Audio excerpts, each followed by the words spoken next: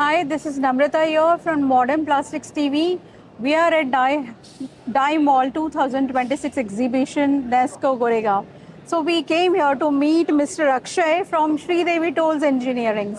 So thank you so much for giving us your valuable time and joining us. Yeah. So we would like to understand that how your contribution is there in this tooling industry, and please brief us something about your company. Surely. So my company's name is Sridevi Tools, and it was started by my father in '72. So we are a more than 54-year-old company, and predominantly it's been a market-driven company. So whatever the market wanted, they approached my father and said, "Can you make a tool for this particular component?"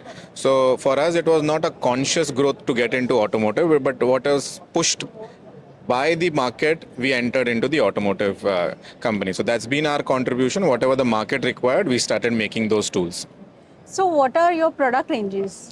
So as you can see on the wall, we are known for medium to large size plastic parts, both interiors and exteriors. And we do make some larger tools than these also, IPs and bumpers. And smaller parts, we do it on another firm, another plant. And that we have not yet displayed, but this is only the big parts that we have displayed over here. So how do you say that your experiences with this exhibition, and what kind of promotions you are able to do? This being a very niche industry, not many people know that India has the capability. So when the top management of my customers do visit, they get an idea of the skill and the capability that the Indian tool rooms have, and the same is the case for any overseas visitors.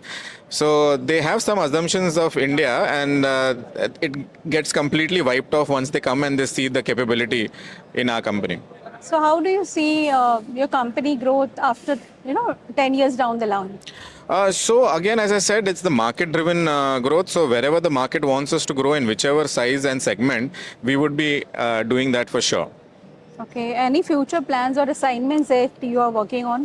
So my customers have been telling me to, localize a lot of tools that they have been importing.